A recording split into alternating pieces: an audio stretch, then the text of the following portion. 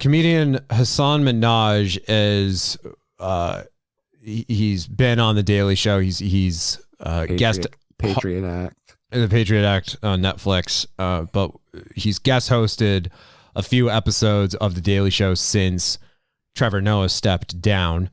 And with the announcement that the late night shows are coming back with the writer's strike having ended, the Daily Show, Comedy Central, they have not yet found Trevor Noah's replacement because Trevor left, I think, in the middle of his contract and took everyone by surprise, and they didn't have a replacement strategy ready. So they've just been using various guest hosts, celebrities, comedians, contributors to the Daily Show.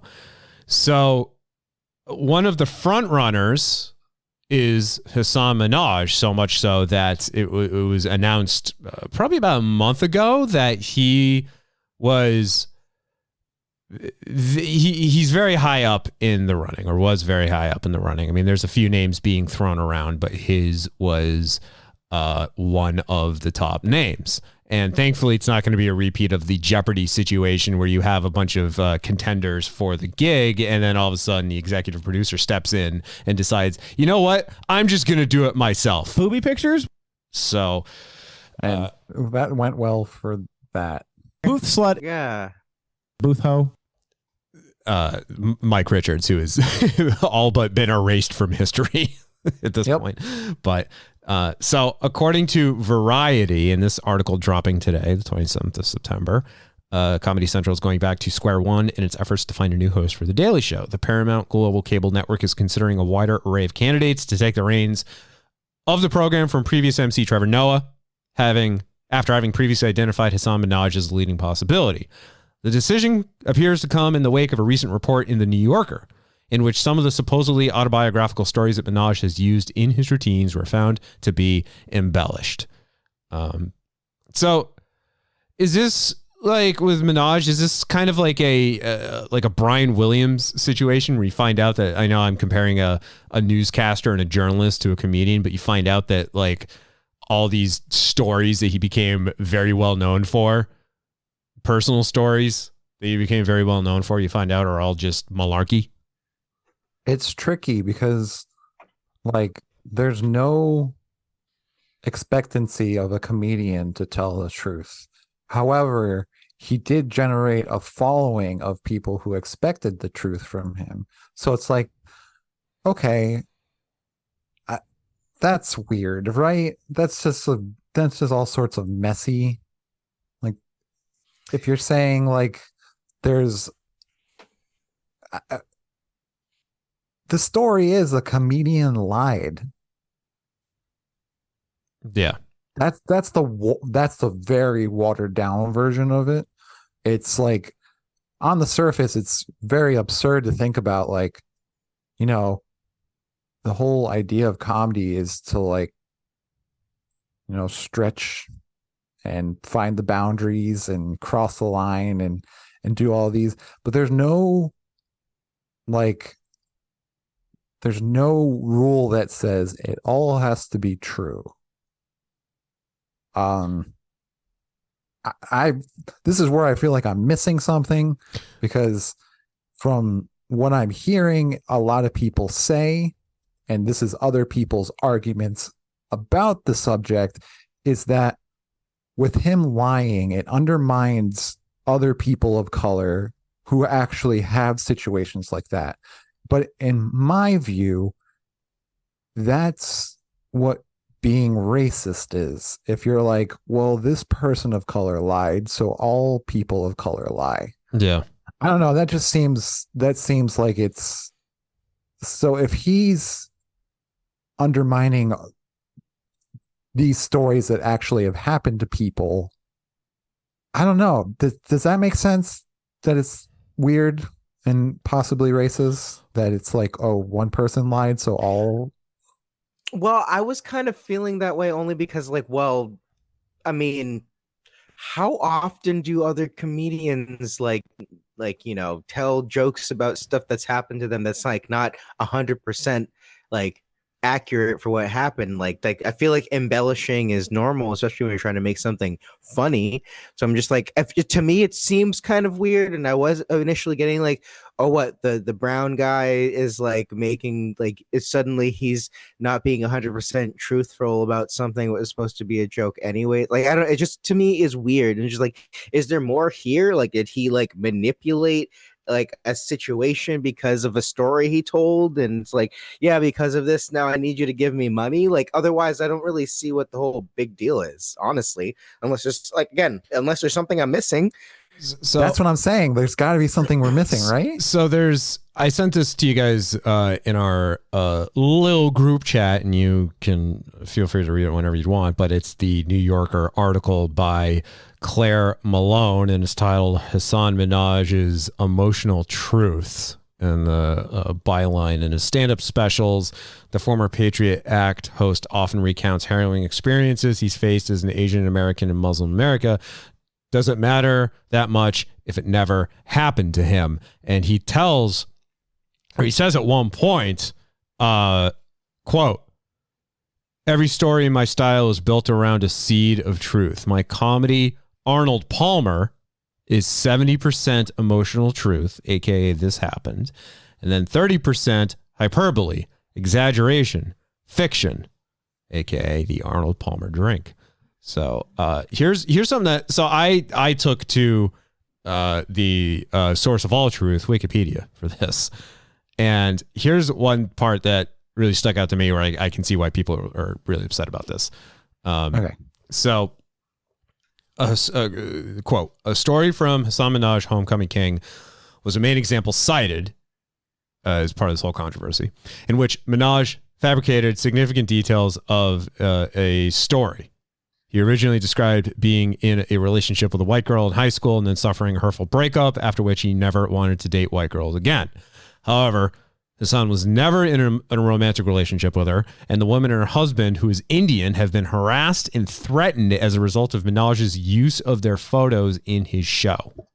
The woman blamed Minhaj and his team for insufficiently obfuscating her identity in the photos. Minhaj invited the woman to his live show and continued to use her photo on stage as part of a skit where he claimed her family had been racist toward him and she had rejected him due to his ethnicity. So I would argue the revealing of the people in question, and I don't know if the permission was granted for such an act, but I think that's taking it too far. You can go up and be a storyteller and just have it be a story and let the audience determine whether or not it's the truth.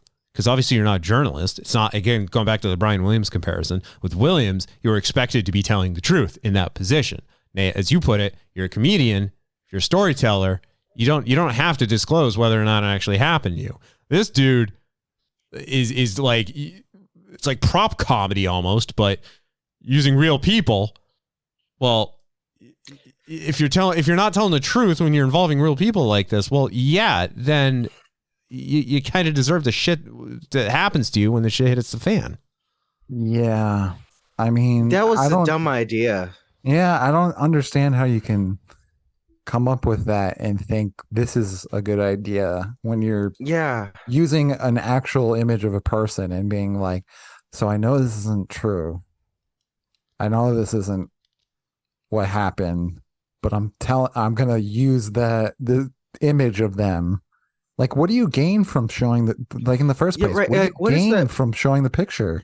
Like, what? How is that funny? How is that adding something to the joke? It just seems unnecessary. Like you are intentionally pointing towards, look at this racist person that did this. Go attack them. Because, like, I don't understand what else that's supposed to. It doesn't make this. You don't need. It doesn't make it more funny.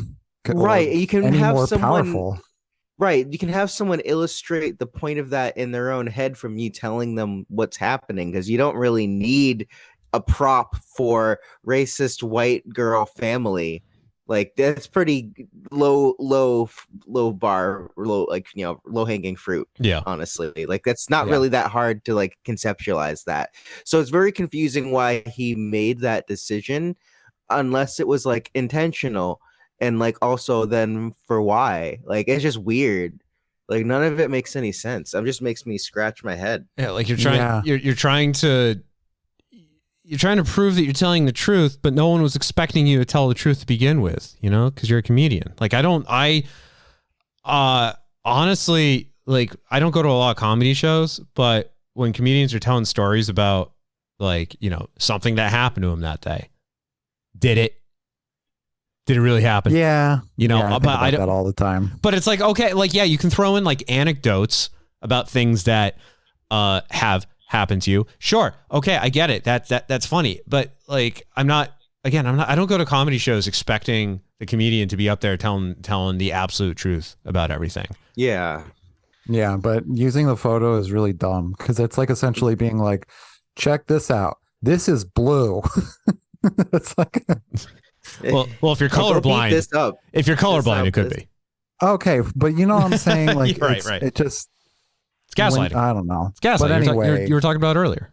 It's gaslighting. yeah, it does illustrate like a really important point though. Like, there's so many people that are arguing that there's like this expectancy to tell the truth and everything like that. And when you lie, it hurts Right. certain individuals.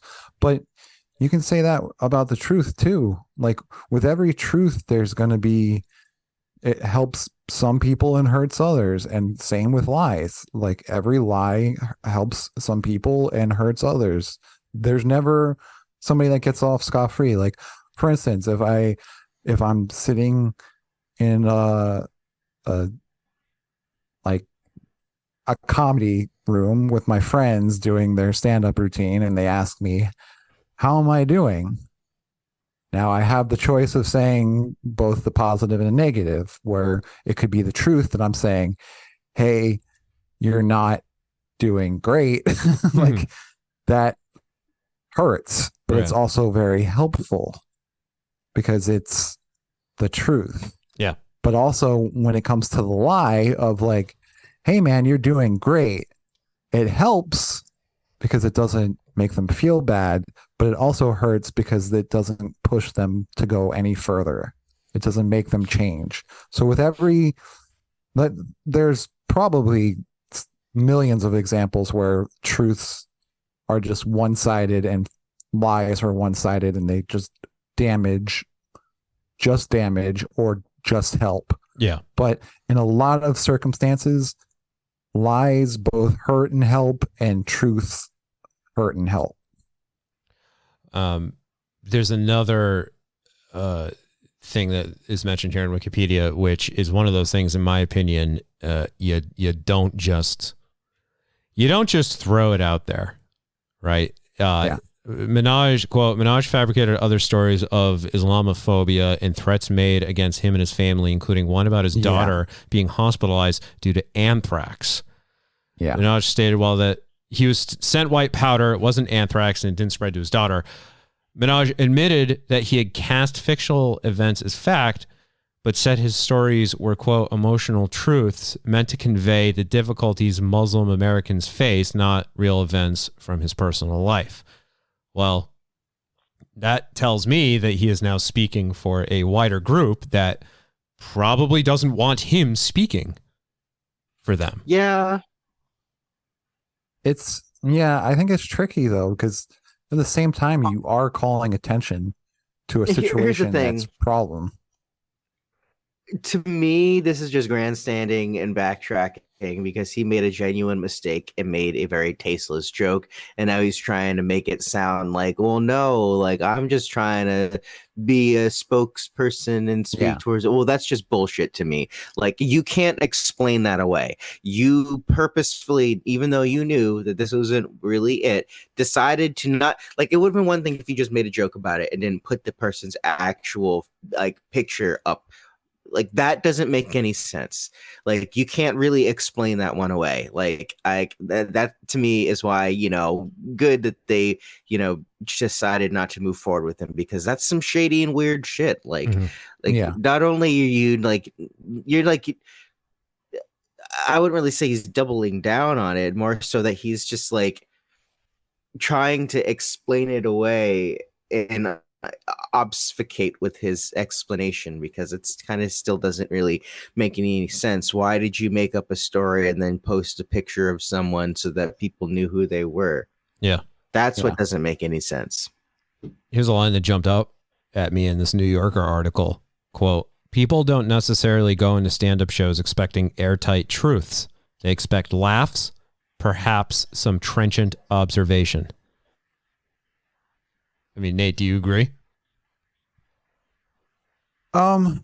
This one's interesting because the more that I think about it, is he used these stories as a prop to heighten everything else around it. Mm-hmm. Like, so I feel like I went into this story thinking like, this is why I like talking about these things live, and just being like, I went into it being like, I don't understand. People are mad at him because he lied, and comedy is not all about truth. There are certain responsibilities that comedians have, and there are no rules, in my opinion. There are just good ideas.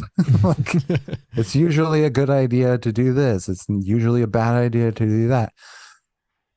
It seems like he pulled from a lot of bad ideas. Right. I mean, my understanding with comedy and doing like stand up and everything is do not directly attack people. Don't attack people because of their race, and never, ever, ever, ever make fun of Asian people.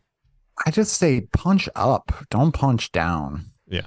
Like that's my biggest one. There's all of these people who are like, hey, aren't like transgender people funny? And it's like, that's punching down. Right. If you're like, hey, isn't Jeff Bezos stupid? Like that's good. That's punching up.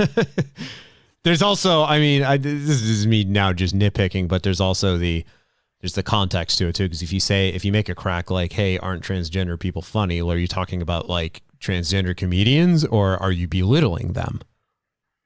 Well, Also, that's a weird way to say that either way. It is. Yeah. of course, yes, but that was the example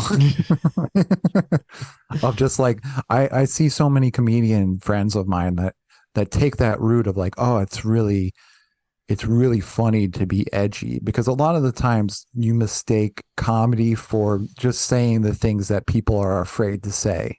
Yep. That's part of it. Yes, there are things that we are afraid to talk about. However, when it's like bigotry and you're like, oh, finally somebody else is being a bigot for me, maybe not the best idea to heighten that. Like, I don't think anybody needs to support bigotry or give it any sort of, normalization. Boost. Yeah. But I mean, of course, there's always the rule of like, if it's funnier than it is offensive, it typically works. Mm-hmm. So there's that line of like, well, if it's really offensive, it has to be twice as funny, like as it is offensive, in order for it to work. But because I'm not saying you can't make edgy jokes. There's tons of jokes that I've laughed at that were definitely horrible jokes.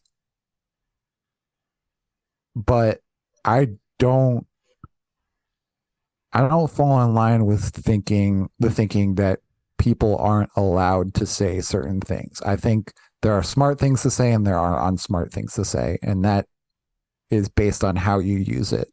And that's going in line of whether it's more this than that. Yeah, there are, of course, exceptions.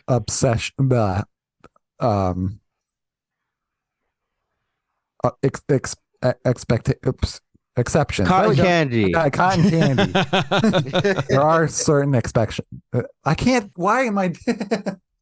It's okay. Expectations. It's okay. Yes. There are exceptions, of course.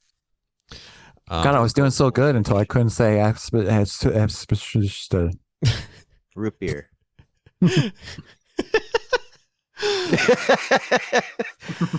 Yeah, I just think it's just got to be tough in this day and age.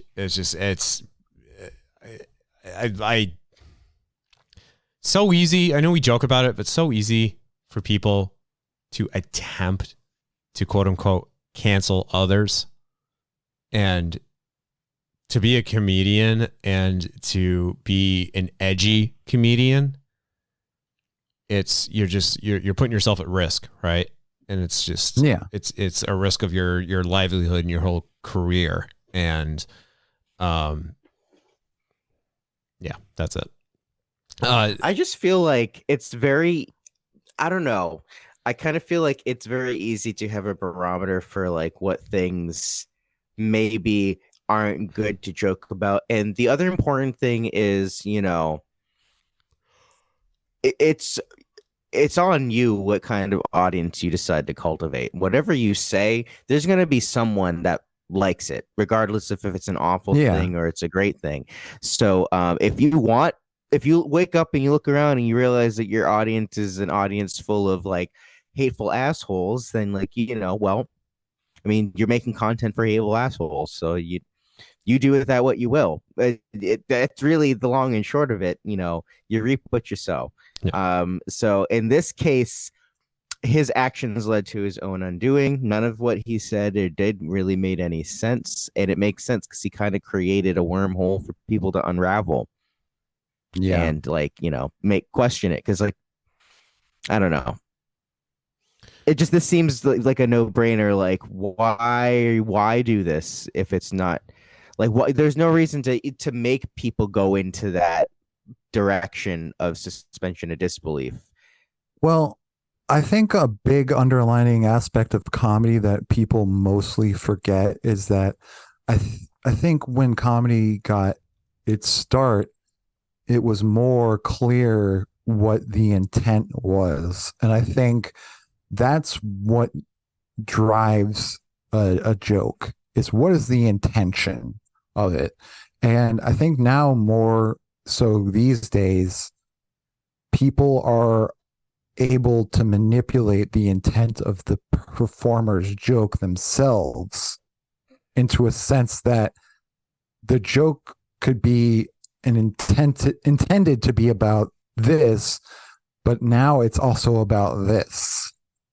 And I think that's what makes comedy so damn complicated, is that more so than ever, people are educated. They know much more about things than they ever have before because there's the internet. Whether it's real things or like fake things or made up things, whether it's true, whether it's false, they know more. And they have clash more of perspectives. They have more perspectives, but it always came down to what's the intent of the joke. What is the meaning? What is it meant to do? Mm-hmm. And I think now more than ever, it's easy to manipulate that from an audience perspective because things are so vague. You have to really spell things out nowadays in order to be clear what your intentions are about a certain joke. Mm-hmm. Like I give an example all the time of like, and this is a bad example, but this is an example nonetheless. I wrote a joke once that was, my friend Robert has never been good with the ladies. That's because Robert is a bear. And it's not a great joke, but in my mind, I'm visioning like the reveal that he is an actual bear and that's why he's not good with ladies. And then somebody pointed out to me, like, I didn't like how you took a jab at gay people. And I was like, what? What? Like, well, a bear is a hairy gay man. Right. But that's not that's not what I was thinking when you said that. And no, me neither. But people totally have pointed out that also is the other side that can make the joke work as well. Now, with that in mind, hear the joke again.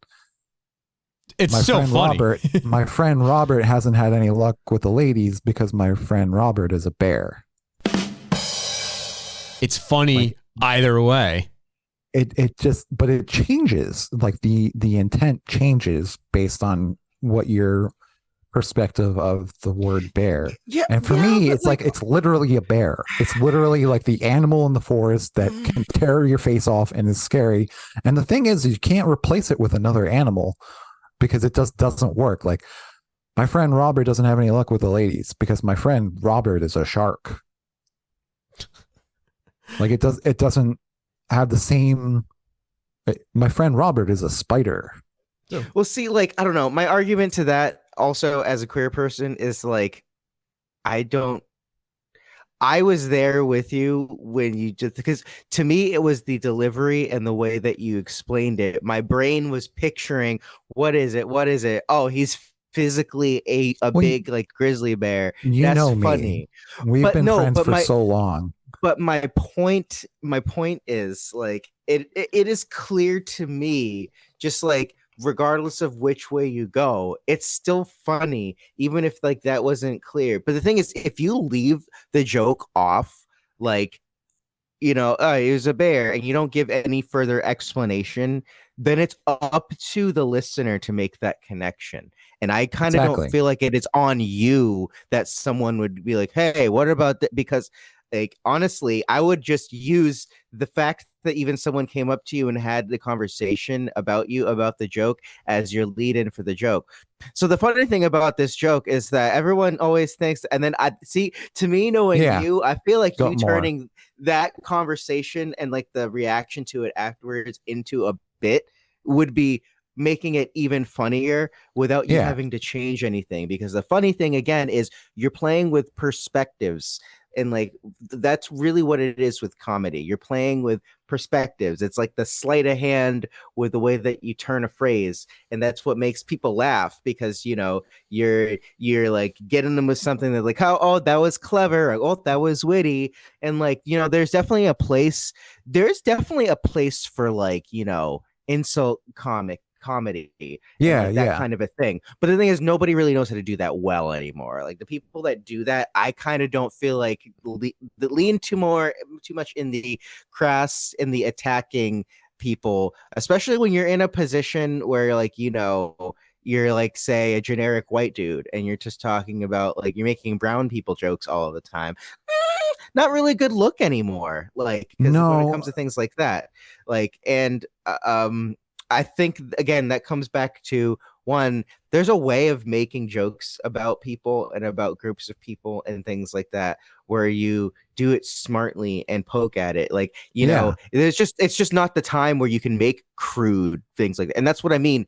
The audience changes. This is going back to the same thing we were talking about with like Johnny Carson and Jay Leno and all those. Mm-hmm. The audience changes. The time changes. The level of what people appreciate in comedy changes. The level of things that people are sensitive about. Like, you wouldn't see people, making fun of, like, I almost just said like 8 different things that could have been misconstrued as like awful things to use as examples. But like, that's I'm sure I don't have to really illustrate 100%. I'm sure we can all think of visceral examples of like what would not be appropriate to make a joke about in like the 1920s versus like now.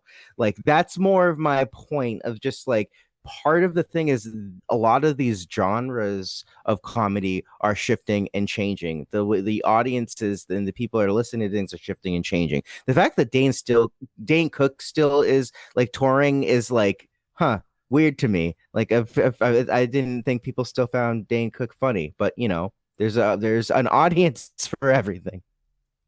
Well, let me revisit this little thing, because we just actually mentioned it earlier. A really good example I love to pick at is when Chris Rock made a joke during a ceremony about somebody looking like G.I. Jane. Mm-hmm. Now, I don't remember exactly the joke, but the premise of the joke was essentially like, look at Jada, she has the same look as G.I. Jane. And that's she bald. That's, he looked out to the audience and somebody was bald, G.I. Jane, bada bam. But what got him in such hot water with a lot of people is he thought he was taking a jab at like The alopecia. no, not even that. The significance of people of color's hair. Specifically women, people of like black women specifically, black like, women calling them out for like not having hair is like it's a big thing. Like you're right. There's definitely an aspect of that, specifically because also Chris Rock is a black man. So like, Yes. you know, I can see the underpinnings working there, even though I still feel like the same things are at work. It's just, you know, you have the other bias and spin on it that is going to be coming from that. But that's also it's so weird. There's so many weird microcosms. It's a beautiful example, though. It really is a perfect example because that really does. Well, what was the intent of the joke? Because we don't know whether his intent was to undermine the hair or if it was simply just you're bald. G.I. Jane's also bald. I mean, at this point, we can't even really say anything because the moment that the idea that it could be anything else already lives in our heads. So like, and then that just feeds the narrative around it, which is the risk that you take in this day and age for making a joke, which sometimes you don't see the angles of. And sometimes you're just like, well, I didn't even think about it like that. But most people don't even like come out and say like that. They're just like have to come up and construct this. Like if I was ever in a position, it was like legit, my brain went from A, B to C. I see now that you guys saw XYZ out of what I said. Sorry. I don't know what else to say. This is what I intended to do. I understand the impact that it had, and that's all I can really apologize for is the impact that it had. Not what I meant to do, not really the important point, but you know, I at least acknowledge the impact that it had. Yep. I'm wondering where he's going to take this. That's where I'm getting at is if he's going to address like what his intentions were by bringing up the anthrax story or the prom story or like what his actual, because to me, like I can see the parallels with Chris Rock of like, I could see how that could be that, but also that. Whereas this looks like he was just trying to use a story of like, look how bad things are if these things are happening. Mm-hmm. And then joke. Let me double check this because I believe he has done at least one show since this New Yorker article came out. So according to the wikis, in his first show following the discoveries of his fabrications, Minhaj did not address the issue and avoided personal stories in his brief set. Attendees were notified with a warning prohibiting them from discussing the content of the show, despite Minhaj's previous support for free speech. Yeah. So, I mean, on top of it all, you have Whoopi Goldberg defending you. So I don't know if that's the best look, but I'm just saying, like, I want to find out more information about this because it seems there seems to be certain missed pieces, especially when it comes to comedy. There's always like, it's very close to me, like, because I'm trying to pursue a career in comedy. It's very confusing how many different moving parts there are. And one of the things that I always hold dear to me is that it always comes down to the intention of the joke. But like Zach, you mentioned, it's never up to you. It's always up to the audience what you intended the joke to mean, which is what makes being a comedian so difficult because you don't have control how people are going to interpret what you are doing. So we are on the other side. I'm not defending him because I think what he did was shit, but at the same time, I feel obligated to admit that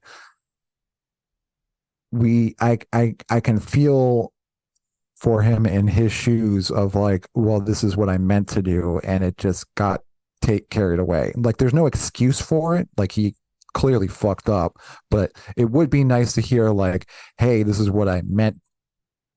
And I'm instead sorry of some bullshit like, you know, like, oh, well, you know, I was trying to illustrate. Yeah, you were trying to do that, but actually address the thing that people are trying to hold you accountable for, because when it comes to apologies, you just kind of have to just be curt, be upfront, Yeah. address exactly what is there. Don't talk around it, because it reads as bullshit. I mean, it just does. Like, you can read a bullshit apology from a mile away. Like, an apology doesn't need 8 different paragraphs explaining why. No, an apology needs you acknowledging what you did, that you acknowledge as the issue, you explaining a little bit to give context around what your thoughts were, and then you like making a commitment to, like, verbally say, like, hey, well, because of this, this, and this, I'm not going to do this, or because of the way that this happened, this is how I'm going to treat myself, or treat this situation, or treat my conduct moving forward. That's an apology.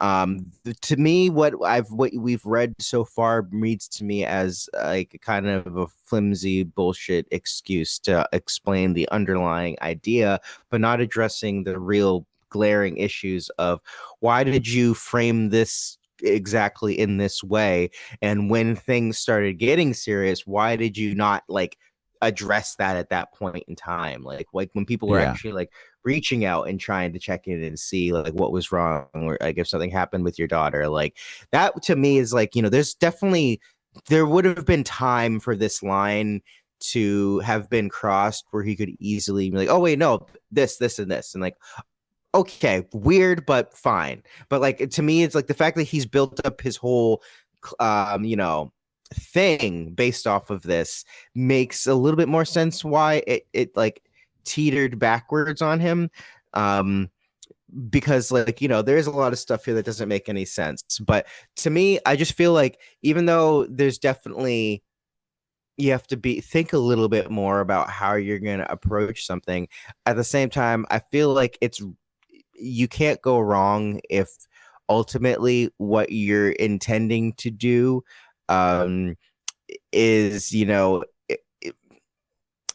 in harmony with what you actually end up bringing forward, because then it kind of just speaks for itself. That's why, there's definitely like, even the joke that you brought up as an example, to me, in the context of what we're talking about, I can't see really turning into something bigger. And if anything, I could see that turning into more of something you can build a joke off of, because then at that point it's observational. And then, you're playing with perspectives, you're playing with what people are expecting you to say and hear. And sometimes that's part of where the comedy is. And there's also different ways, different avenues approaching it. I just think that he wasn't really thinking very clearly. And if he was, then like, it's not clear based on the fallout and of the intent of what happened with everything, because clearly it made people think something else was happening. And not a lot of other comedians have this issue, is the other point. It's like, there's not a lot of comedians that like make a joke like similar to that and then have like people actually finding out. So like something that either he did or something that he fed into about it was weird. But I also think that it's very easy to castigate people of color in situations like this. So we just kind of have to play it by ear. Like, I don't really listen to him as it is, so it doesn't really affect me anyways. But that's just my general thinking on it. Do you think he's going to just ignore it from here on out and just move on and make no reference to it and just try to continue on as not as normal if he's changing up his whole routine with not having personal stories and anecdotes? But yeah, do you think he's just going to not acknowledge this going forward and hope that eventually it just blows over? I think if he's dumb, he'll do that. I think the more space he gives this, the more like manufactured the apology is going to seem. Right. Just because it's just, with all these celebrities, they have a whole publishing team that just sits there and thinks about every single phrase. It reminds me a lot of a scene from the Hunger Games. There was a scene in the Hunger Games Catching Fire where Katniss delivers like a speech from the heart, and what it does is it causes a problem. Whereas if she had stuck with the script that she was given, things would have played out the way that they should have played out according to the Capitol. But because she took things into her own hands, it caused problems.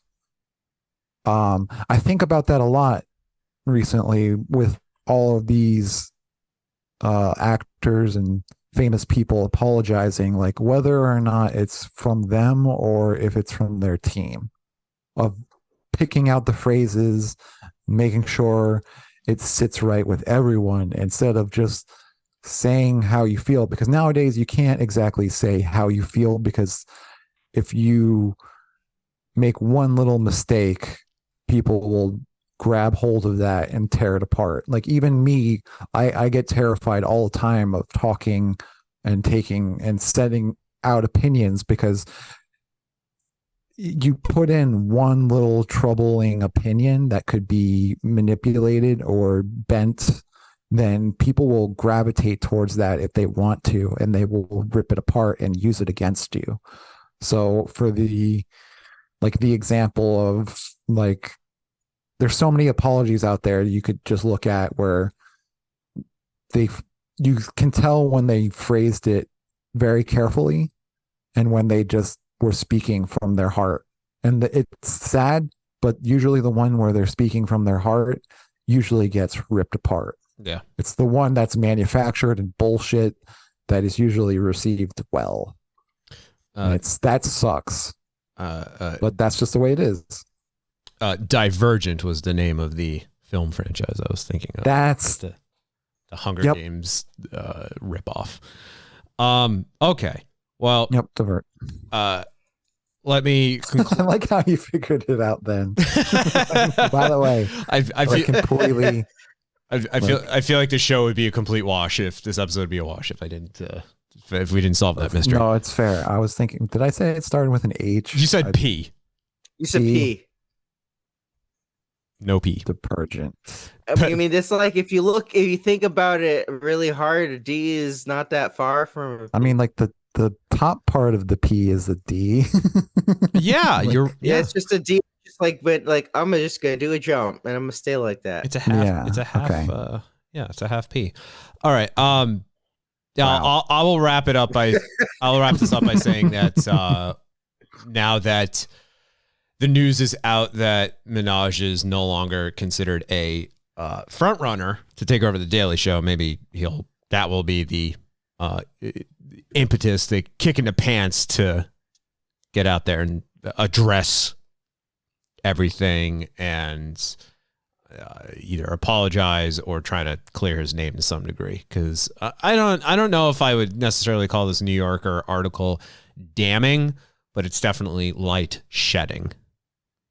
Yeah, I'm interested to see how this plays out. And that's why I was like, maybe more information was needed before talking about it. But it was kind of cool, like that we like unraveled it here live. That's pretty interesting because it's like I said, there's one little piece that you need to hear, and that one was that he used a picture. They were a fucking idiot. Yeah, well, like this is what I mean. Like in today's day and age, it's really important to be mindful of how quickly perspectives can change. I mean, the fact that we literally have a news station that could tell people that it's literally raining liquid horse dewormer and they should go outside with their heads up and just open their mouths, and then the big daddy in the sky will take care of everything. And also every major city has been wiped off the face of the planet already. And they would probably still believe it, even though nothing's happening over here at all. And everyone's just like, huh? Blue. See, that hurt my brain because you said blue and then I saw orange and then I also thought goldfish and then I saw the word blast. So my brain just went, huh? And this is why perspective is important, kids. I don't think we explained what Nate is doing when he does that, but he's holding up a bag of goldfish crackers and the bag is orange, but he's telling us it's blue, and honestly, I don't know what to believe.